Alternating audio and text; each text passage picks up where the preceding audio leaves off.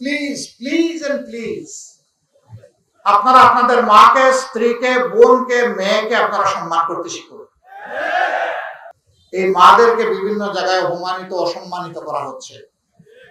যারা করছেন তারাও মায়ের সন্তান। তাদের প্রতি আমাদের অনুরোধ, প্লিজ প্লিজ এন্ড প্লিজ আপনারা আপনাদের মাকে, স্ত্রীকে, বোনকে, মেয়েকে আপনারা সম্মান করতে শিখুন।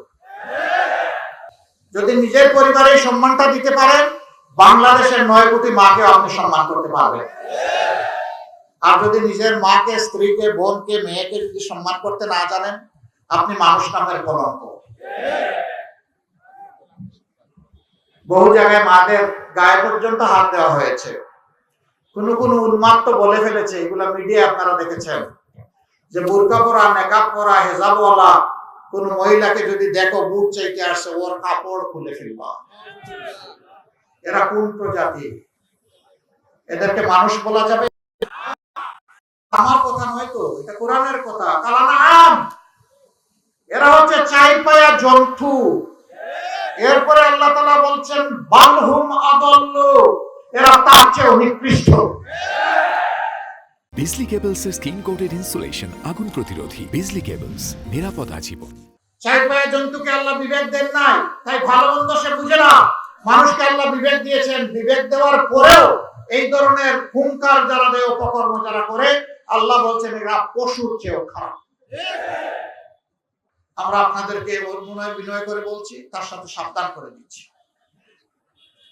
মায়ের গায়ে হাত উঠলে বাংলাদেশ বিস্ফোরিত হবে। মায়ের সন্তানেরা গালে হাত দিয়ে বসে থাকবে না। উই ওয়ান্ট জাস্টিস বলে যেই যুবক যুবতীরা রাস্তায় এসেছিল, তারা কাউকে ছেড়ে কথা বলবে না। আল্লাহর দোহাই, এগুলা করবেন না। আপনার আদর্শ, আপনার বক্তব্য, আপনার পরিকল্পনা, আপনার কর্মসূচি আপনি জনগণের কাছে নিয়ে পৌঁছে যান। We salute, we respect you, সম্মান দেখাবো, কিন্তু আমার পথে বাধা সৃষ্টি করবেন না। এটি আমার অধিকার নয়, এটি আমার দায়িত্ব। আমার দায়িত্বে বাধা দেওয়ার অধিকার কারণে, অধিকার কেড়ে নেওয়ার অধিকার কারণে। যুবক বন্ধুরা, আপনারা কি ঘুমায় গেছেন? 24 এখনো চলছে না? 24 চলবে যতদিন পর্যন্ত 18 কোটি মানুষের মুক্তি নিশ্চিত না হবে। জেগে থাকবেন, এখন থেকে পাহারা দেবেন।